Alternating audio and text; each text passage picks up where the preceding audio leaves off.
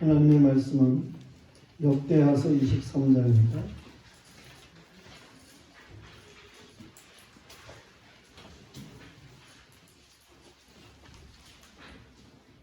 역대하서 23장 16절부터 21절까지 말씀입니다. 봉독하겠습니다. 16절. 여호야다가 자기와 모든 백성과 왕 사이에 언약을 세워 여호와의 백성이 되리라 한지라. 온 국민이 바알의 신당으로 가서 그 신당을 부수고 그의 제단들과 형상들을 깨뜨리고 그 제단 앞에서 바알의 제사장 mat단을 죽이니라. 여호야다가 여호와의 전에 직원들을 세워 레위 제사장의 수하에 맡기니 이들은 다윗이 전에 그들의 반열을 나누어서 여호와의 전에서 모세의 율법에 기록한 대로 여호와께 번제를 드리며 자기들이 정한 규례대로 즐거이 부르고 노래하게 하였던 자들이라. 또 문지기들을 여호와의 전 여러 문에 두어 무슨 일이든지 부정한 모든 자는 들어오지 못하게 하고 백부장들과 존귀한 자들과 백성의 방백들과 그 땅의 모든 백성을 거느리고 왕을 인도하여 여호와의 전에서 내려와 윗문으로부터 왕궁에 이르러 왕을 나라 보좌에 앉히니 그 땅의 모든 백성이 즐거워하고 성중이 평온하더라. 아달랴를 우리가 칼로 죽였었더라. 아멘. 아이들의 특성이 있겠습니다.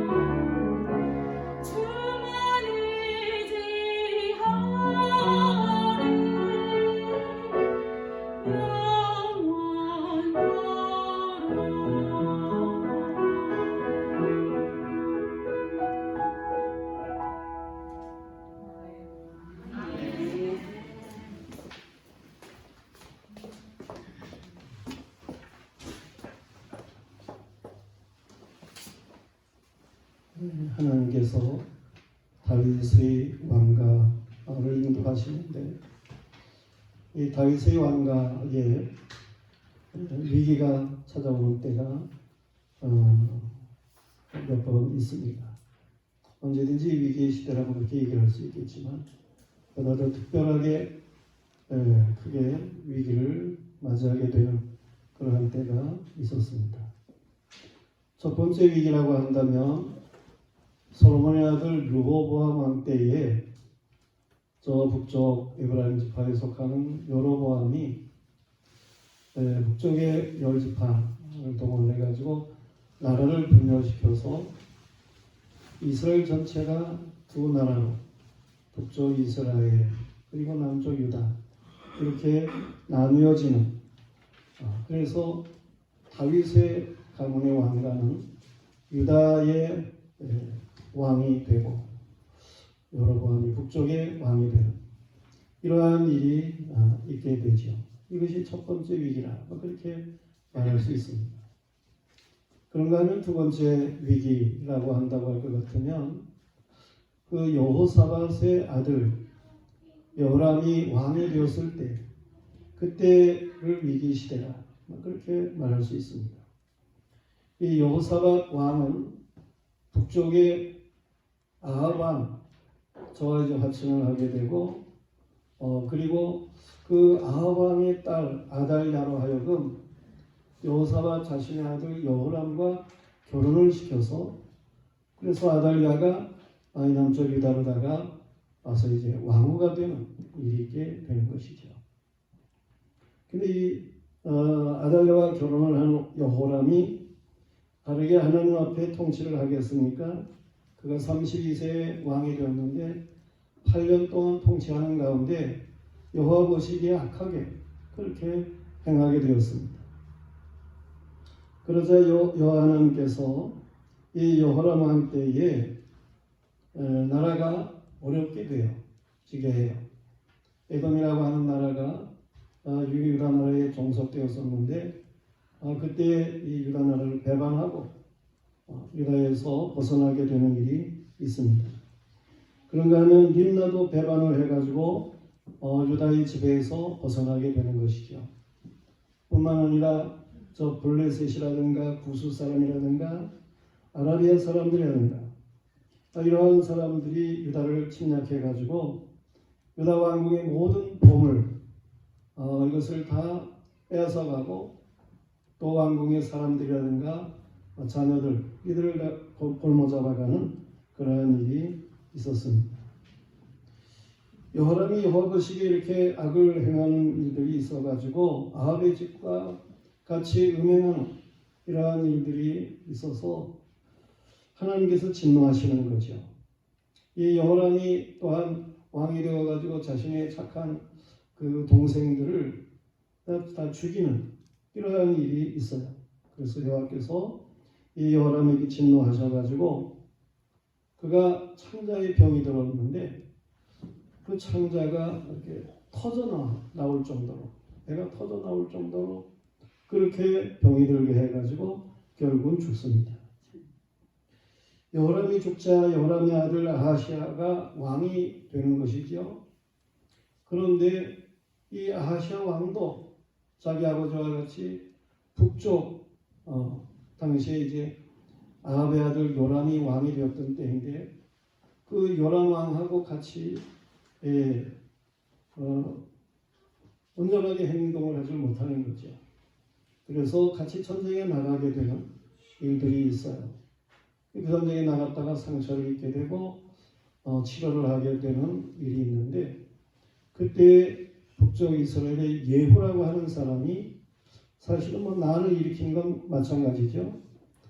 예후가 일어나가지고 요람 왕을 죽이게 되고 거기에 함께 전쟁에 나갔다가 있었던 이 남쪽의 유다 왕 아시아까지도 이제 죽이게 되는 그러한 일이 있게 되는 거예요.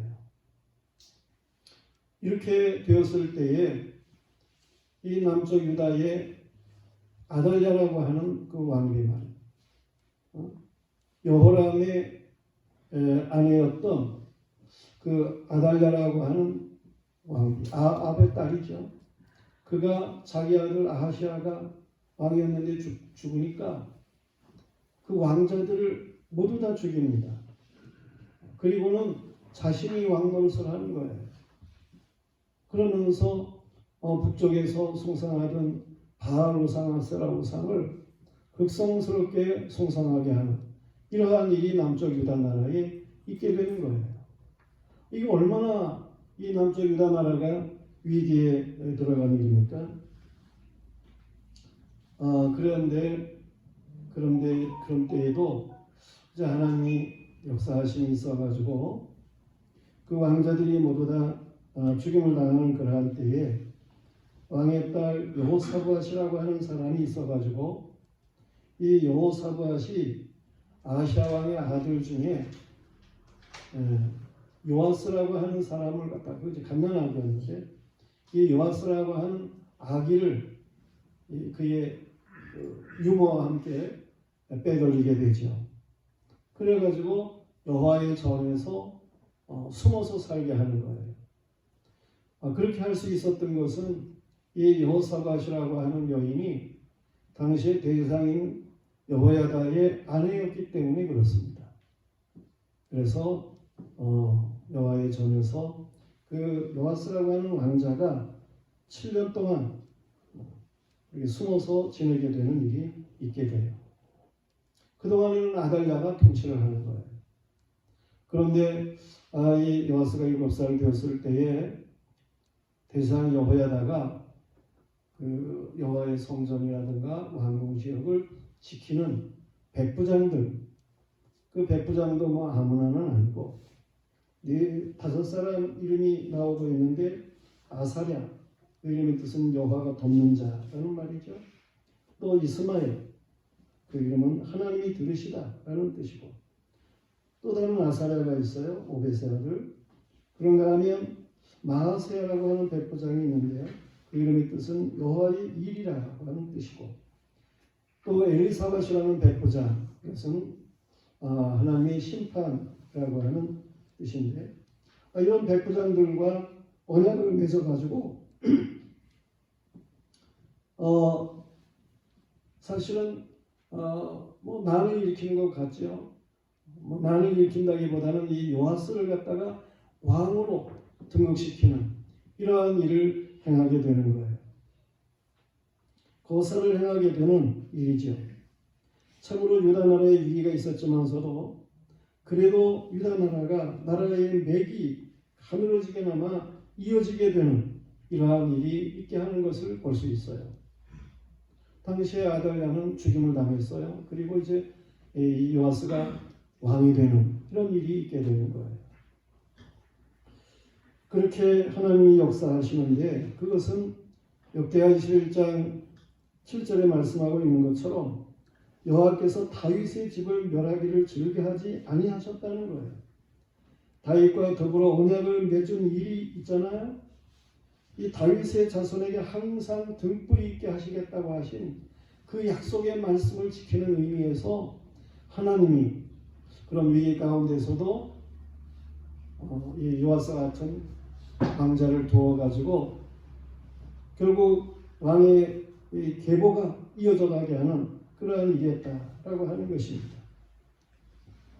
이렇게 여호야다가 7살짜리 왕자를 왕으로 등극을 시키게 될 때에 그는 왕과 백성들 있는 그러한 가운데 사이에 언약을 맺게 해요. 그것이 오늘 16절에 나오는 말씀과 같이 그 백성들로 하여금 여호와의 백성이 되게 하는 이러한 언약을 맺게 하는 것입니다. 그 백성으로 하여금 여호와의 백성이 되게 하는 이러한 역사를 가져오게 하는 거예요. 그 언약 가운데에서 되어지는 일들, 이것이 어떠한 일인가 하는 것을 오늘 우리는 살피며 깨달을 수 있어야 하는 것입니다. 첫째로 국민이 우상들을 깨뜨리는 거예요. 여호와의 백성이 되겠다는 유다 백성은 바알의 신당으로 갔어요. 그래서 그 신당을 부수고 그 제단들과 형상들을 깨뜨리고 그 제단 앞에서 바알을 송상하던 마단이라고 하는 바알 제사장을 죽이게 되는 것입니다. 이것이 여호와의 백성 되는 그러한 한 모습이에요. 우리는 이 여호와 하나님께서 유일하신 하나님이라는 사실을 믿습니다. 여호와 하나님의 미워하는 것, 그것은 우상 숭배하는 거예요. 하나님이 십계명을 주셨는데 그 첫째 되는 계명이 뭡니까? 너는 나 외에 다른 신들을 내게 두지 말라고 하는 말씀이에요. 왜 그렇습니까? 하나님 외에는 다른 신이 없기 때문에 그래요. 이사야서 44장 6절에 말씀하고 있는 것처럼 이스라엘의 왕인 여호와 이스라엘의 구원자인 만군의 여호와가 이같이 말하노라. 나는 처음이요 나는 마지막이라. 나 외에 다른 신이 없느니라. 그랬습니다. 신명기 제2계명에서도 말씀하시기를 너를 위하여 새긴 우상을 만들지 말고 또 위로 하늘에 있는 것이나 아래로 땅에 있는 것이나 땅 아래 물속에 있는 것에 어느 형상도 만들지 말며 그것들에게 절하지 말며 그것들을 섬기지 말라. 나의 하나님 여호와는 질투하는 하나님인즉 나를 미워하는 자의 죄를 갚되 아버지로부터 아들에게로 3,4대까지 이르게 하거니와 나를 사랑하고 내 계명을 지키는 자에게는 1,000대까지 은혜를 베푸느니라 하셨어요. 우리는 1,000대까지 복받는 사람들이 되어야 하는 것입니다. 우상 숭배하면 망하는 거예요. 망하는. 여호와께서는 택한 백성을 아내와 같이 사랑하시는데 이 아내와 같이 사랑하는 자들이 우상을 숭배하다든가 다른 신을 숭상한다든가 그러면 그것을 영적인 간음이라 그렇게 말씀을 하셨어요. 우리는 하나님 앞에서 바르게 살아야 하는 것입니다. 하나님의 사자를 만난 기드온이 바알상과 아세라 우상을 부시죠. 그걸 불태우는 그러한 일이 있습니다. 그랬을 때에 바알상을 숭배하는 자들이 와가지고 이 기드온을 죽이겠다는 거예요. 이 기드온의 아버지도 바알상을 숭상했었지만 이 사람들이 아들을 죽이겠다고 하니까 큰일 났어요. 그래서 뭐라고 얘기합니까? 백성 그 사람들에게 말하기를 바알이 정말 신이라고 할 것 같으면 그러면 바알이 기드온을 죽이지 않겠느냐? 너희가 뭐 일어나서 죽이지 않아도 바알이 죽일 거 아니냐?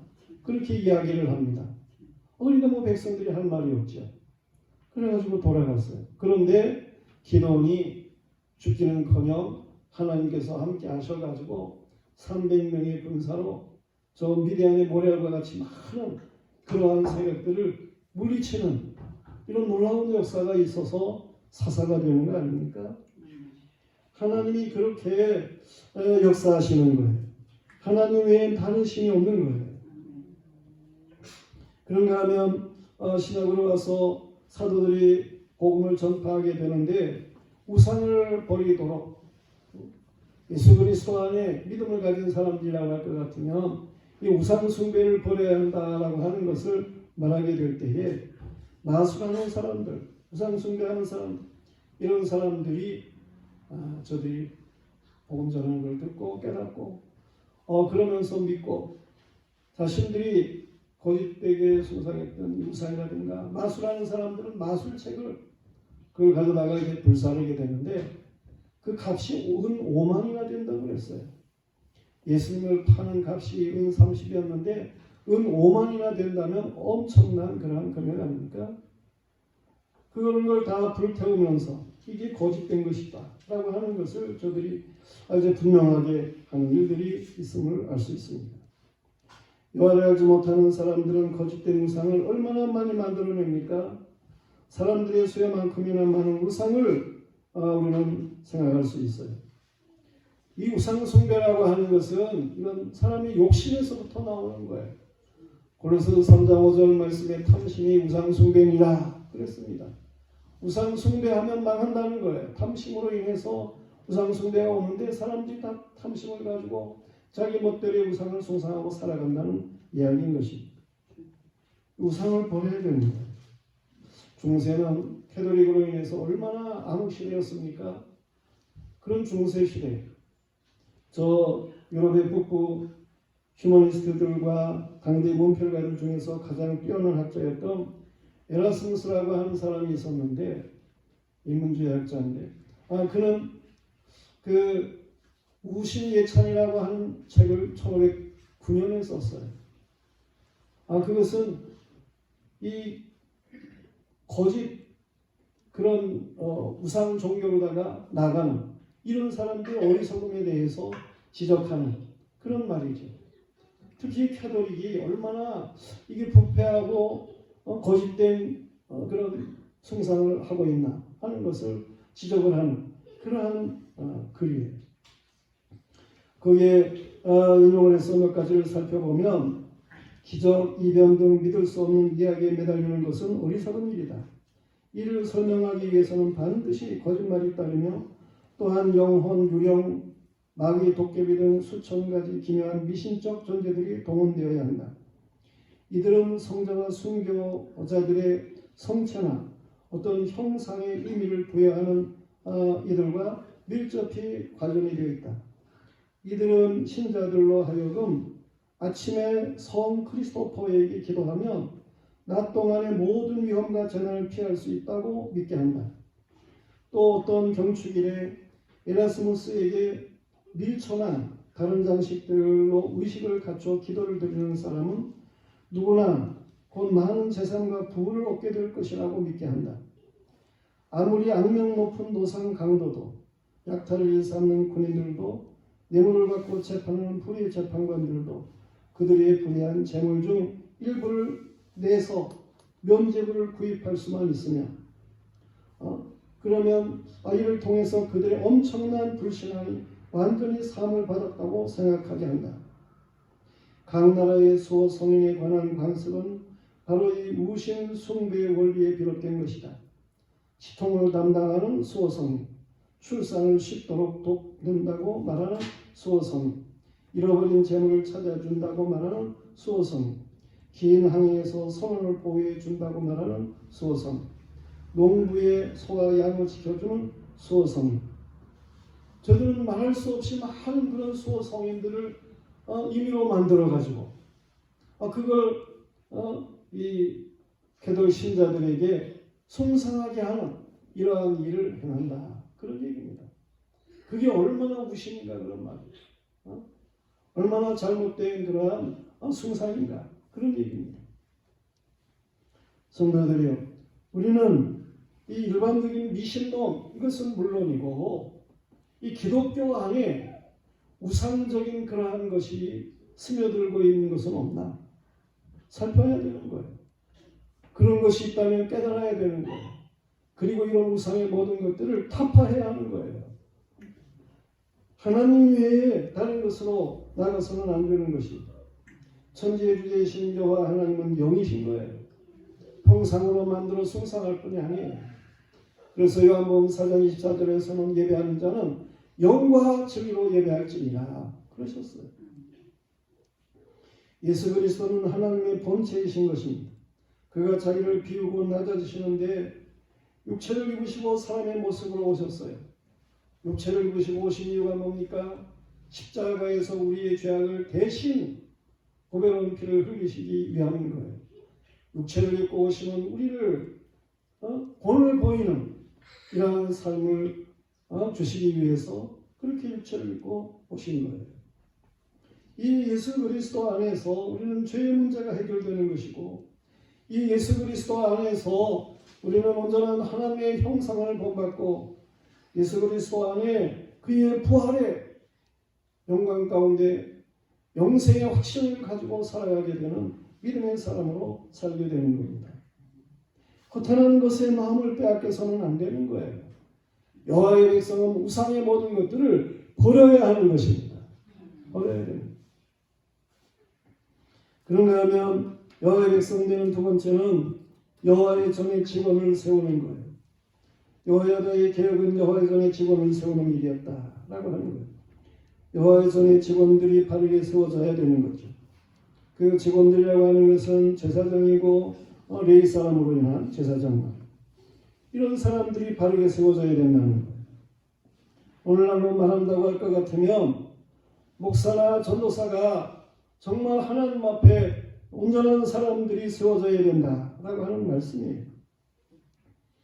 영적인 일의 직원들은 세속적인 방향으로 주장되어서는 안 되는 것입니다.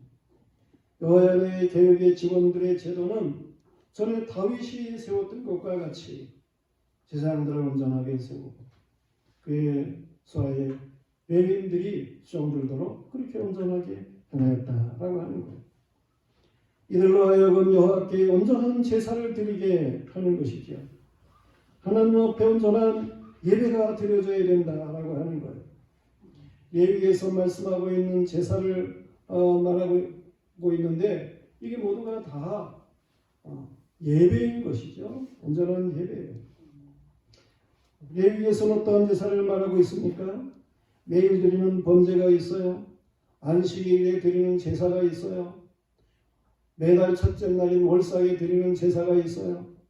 7월이면 안식의 달이기 때문에 특별히 월삭 외에 성회로 일일을 모여 드리는 그러한 예배가 있어요. 제사가 있어요. 그런가 하면 7월 10일이면 대속죄일이에요. 그래서 하나님 앞에 드리는 제사가 있어요. 이스라엘 백성은 1년에 3번 6월절, 77절, 초막절 이 세 절기에 한 절기마다 일주일씩 그렇게 하나님 앞에 드리는 제사가 있는 거예요. 그 외에도 개인적인 제사가 있게 되고 그 외에 또한 하나님께서 정한 마치 불임절과 같은 이러한 때에 드리는 그러한 제사가 있게 되고 그러는 것입니다. 이 제사의 모든 의미는 이게 예수 그리스도 안에서 온전히 예배해야 할 것에 대해서 가르치는 그러한 제사들인 거예요. 우리는 예수 그리스도 안에서 온전한 예배의 사람들이 되어야 하는 것입니다. 이런 거룩한 예배가 있을 수 있는 직분자들이 온전히 세워져야 된다는 거예요. 세워지지 말아야 할 사람이 세워지면 예배가 온전할 수가 없습니다. 교회는 직분자가 바르게 세워져야 온전한 예배가 하나님 앞에 드려지는 것이고 하나님이 영광을 받으시고 복스럽게 하시는 거예요. 그런가 하면 정한 규례대로 즐거이 노래할 자들이 세워졌어요. 이들도 직원으로 구약에서 말씀을 하고 있습니다. 이 성가대를 가리켜 말하는 거예요. 다윗의 성가대와 같이 여호야다는 이 성가대가 세워지기를 원했어요. 그래서 성가대를 온전히 세우는 일에 힘썼어요. 다윗의 성가대는 288명의 성가대가 찬양을 하게 되고 그랬습니다. 그런가 하면 역대상 16장 4절에 보면 레위 사람들을 세워 여호와의 궤 앞에서 섬기며 이스라엘 하나님 여호와를 칭송하고 감사하며 찬양하게 하였으니 아삽은 우두머리요 그 다음은 스가랴와 여히엘과 스미라뭇과 여히엘과 마띠디아와 엘리압과 브나야와 오베데돔과 여히엘이라.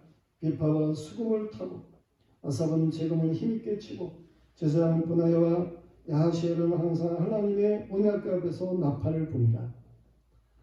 하나님 앞에 입으로 찬양하는 그러한 사람들도 많았지만 악기로 하나님 앞에 연주하며 영광을 돌리는 이러한 노래하는 자들이 있었다는 거예요. 역대상 25장에서는 이러한 다윗의 성가대의 사람들에 대해서 자세하게 말씀을 하고 있어요. 하나님 앞에 찬양이 올바로 서게 되면 그러면 하나님이 크게 영광을 거두시는 거죠.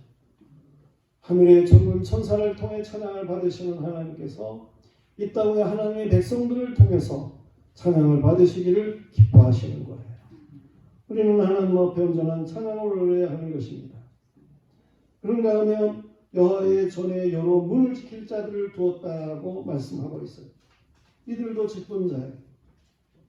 문을 지키는 거니까 오늘날로 말한다고 같으면 안내하는 사람이라든가 이런 봉사자들을 가리켜서 말할 수 있어요. 이런 직분자들을 두는 이는 부정한 자가 여호와의 전에 들어오지 못하게 하기 위함인 것입니다. 부정한 자가 누굽니까? 부정한 자에 대해서는 많이 생각할 수 있습니다만 특별히 레위기 11장 말씀을 통해서 부정에 대해서 우리가 생각할 수 있는데 거기에 보면은 정한 짐승과 부정한 짐승에 대해서 말을 하고 있어요. 정한 짐승은 어떤 것입니까? 굽이 갈라지고 되새김질을 하는 것, 이것이 정한 짐승인 것. 그 외의 것은 다 부정하다 그랬어요. 이게 어떠한 의미를 가지는 겁니까? 굽이 쪽박이 된 갈라졌다라고 하는 것은 이 언약을 가리키는 말이에요. 언약은 이렇게 가르는 거예요. 쪼개는 거예요. 그래서 굽이 갈라지면 언약을 말하는 거예요. 하나님의 말씀의 언약. 되새김질을 한다고 하는 것은 하나님의 말씀을 계속해서 묵상하는 것을 의미하는 거예요. 이렇게 하나님 앞에 말씀의 언약을 따라서 말씀을 묵상하는 사람들이 정한 사람들이다. 그런 말씀이에요. 그러지 않으면 부정하다는 거예요. 물고기를 가지고 정한 것과 부정한 것을 나누는데 이 지느러미가 있는 것, 비늘이 있는 것, 이것은 정한 거예요. 그 외의 것들은 다 부정하다는 거예요. 역시 지느러미는 방향을 가리키는 거예요. 올바른 방향을 가지고 살아갈 수 있어야 되는 거예요. 비늘이 있다라고 하는 것은 이건 어린 전쟁의 이 갑옷과 같은 것을 의미하는 거예요. 이 땅에 하나님의 정한 백성들은 하나님 앞에 올바른 방향을 가지고 살아가게 되고 영적인 전쟁에 임해서 승리의 삶을 살아가게 되고 그러는 거예요. 이게 정한 거예요. 그런가 하면 새들에 대해서 정한 것과 부정한 것에 대해서 말씀하는 것을 볼 수가 있습니다. 새들 중에 독수리, 부정해요. 사납죠. 까마귀, 검은 색깔, 어두운 거, 이건 부정한 거예요. 그런가 하면 타조 같은 거, 이건 너무 새 같지 않아요. 강해요. 이러한 것들은 부정한 거예요. 또 올빼미 같은 거, 이거 밤에 속하는 거예요. 이거 부정한 거예요.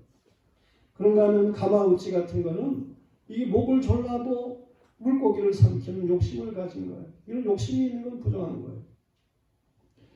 그런가 하면은 이 황새와 같은 거 이런 거는 너무 고고해요. 교만해 보여요. 이런 건 부정하다는 거예요. 박쥐와 같은 거 뭐 이랬다 저랬다 짐승이었다가 날 짐승이었다 뭐 이렇게 가는 거는 이중적인 거죠. 이거 부정하다는 거예요. 이런 부정한 것들에 대해서 새들을 말씀하면서 그 외의 것이 정하다. 그렇게 말을 하고 있는 거예요. 이게 다 하나님께서는 정한 사람에 대해 가르치고자 하는 그런 의미에서 이런 구분의 말씀을 주고 있는 거예요. 예외도 부정한 예는 나병이라든가 옴이라든가 곰팡이라든가 사람의 몸에서 흐르지 말아야 할 유출이 생긴다든가 이러한 것이 부정하다라고 말씀을 하고 있어요. 다시 말해서 우리는 정해야 된다는 거예요. 깨끗해야 된다는 거예요. 하나님 앞에 정말 영적으로 정한 이러한 믿음의 삶을 살아야 된다는 거예요. 계시록 21장 8절 말씀에 보면 새하늘과 새 땅 하나님의 나라에 들어갈 수 없는 사람들에 대해서 말씀을 하고 있어요. 누굽니까? 두려워하는 자들, 믿지 않는 자들, 흉악한 자들, 사기꾼 자들, 음행하는 자들, 점술가들, 우상 숭배자들, 거짓말하는 자들.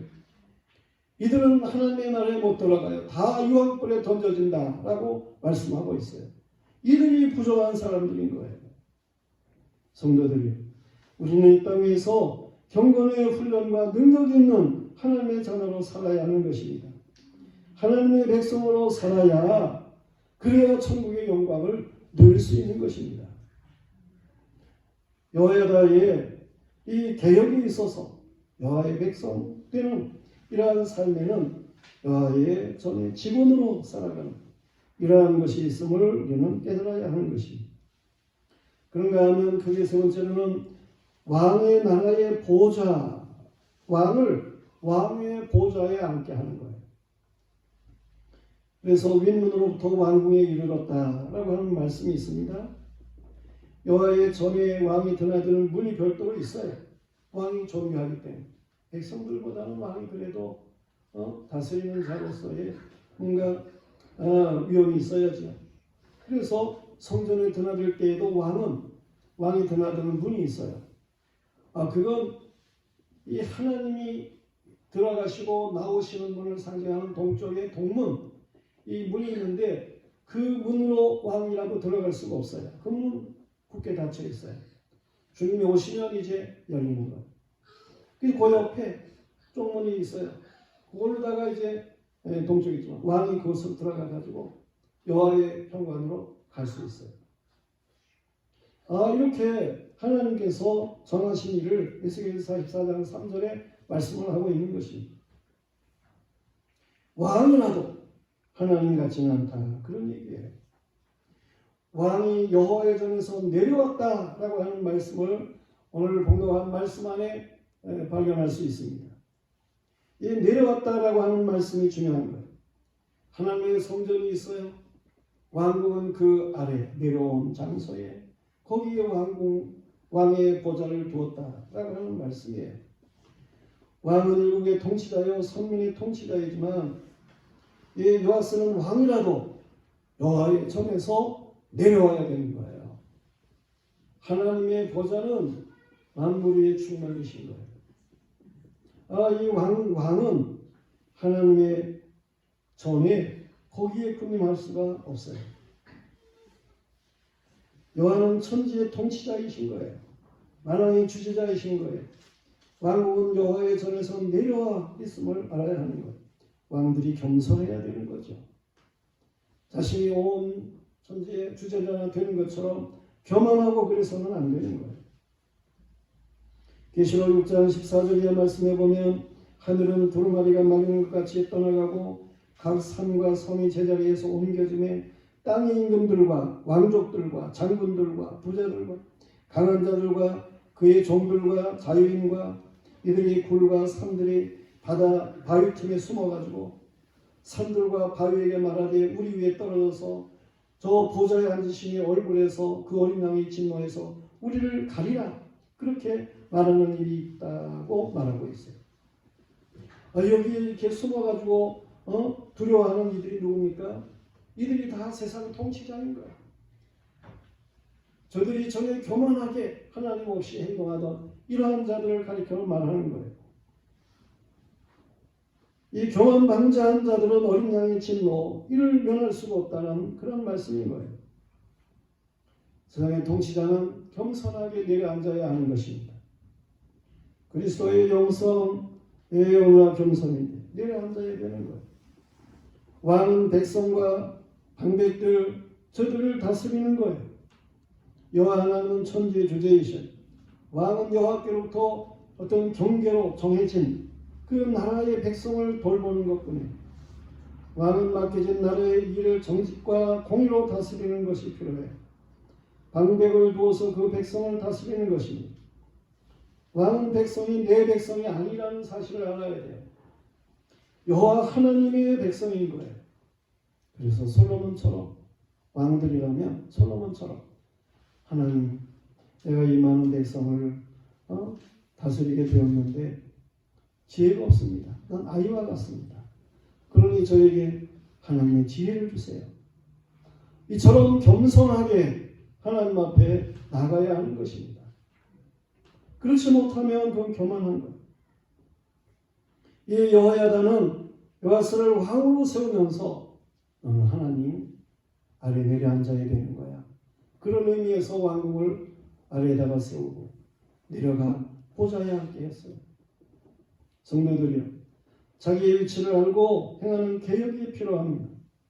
마귀적이고 우상에 속한 것들은 서지 못할 곳에 서려고 그래요. 하나님의 성전에 거기에 마귀, 이 우상 이런 것들이 세워지고 그런다면 그건 악한 거예요. 그 마지막 시대에 그런 일이 생겨요. 우리는 정신을 차려야 하는 것입니다. 이런 악한 일들이 용납되는 이러한 영적 질서가 없는 시대, 이 타락한 시대에 망하는 시대인 거예요. 우리는 절대로 악한 것이 이 하나님의 좌선에 서는 일이 없도록 이것을 막아야 되는 것이죠. 우리는 오늘 말씀을 맺게 되는데 대제사장 여호야다의 개혁이라고 하는 것은 이렇게 유다 나라를 새롭게 하는 거예요. 여호와의 백성 되게 하는 그러한 일이었어요. 여호야다라고 하는 이름의 뜻은 여호와가 사랑하는 자라는 말이에요. 야다, 이거는 남편의 아내를 사랑하는 것과 같은 건데 하나님이 그렇게 아내와 같이 여기고 사랑하는 자, 그런 의미가 있어요. 그 계획이 하나님의 마음에 합한 거예요. 그래서 하나님께서는 여호야다를 쓰시죠. 130세가 되도록 살게 하시면서 그를 일하게 하십니다. 여호야다가 세상에 사는 날에 이 요아스 왕, 이름은 여호와께서 이렇게 뭘 주셨다, 그런 말인데, 이러한 이름을 가진 요아스가 여호와 보시기에 정직하게 행하였어요. 그 땅의 모든 백성들과 맺은 언약을 잘 지켜 여호와의 백성 되게 하는 이러한 일이 있게 했어요. 그러니 백성이 평온했지요. 즐거웠어요. 복을 받았어요. 여호와의 백성으로 살아가는 것, 이것이 행복한 나라를 이루는 거예요. 진정한 행복인 거예요. 여호와의 백성들의 삶을 하나님 앞에서 바르게 살아가는 이러한 믿음의 사람들이어야 되겠습니다. 하나님의 백성들이 이 일을 위해서 우리가 힘쓰는 이런 하나님의 사람들이어야 되는 것입니다. 모두가 다 하나님이 주시는 평안을 누릴 수 있는 개인, 그리고 복스러운 나라와 민족이 되기를 간절히 소원하며 일할 수 있는 그런 하나님의 사람들이기를 주님의 이름으로 축원합니다. 기도하겠습니다. 하나님 감사합니다. 오늘 말씀 주시고 우리가 이 어려운 시대에, 혼란스러운 시대에 어떻게 살아야 할지를 알게 하십니다. 하나님의 말씀이 길입니다. 아버지, 하나님 허탄한 대로 나가지 않게 하시고 우리가 참으로 여호와의 백성 되고 이 나라의 백성들도 여호와의 백성 되는 이러한 복스러운 역사가 있을 수 있게 하여 주시옵소서. 하나님이 주시는 평안이 있게 해주옵소서.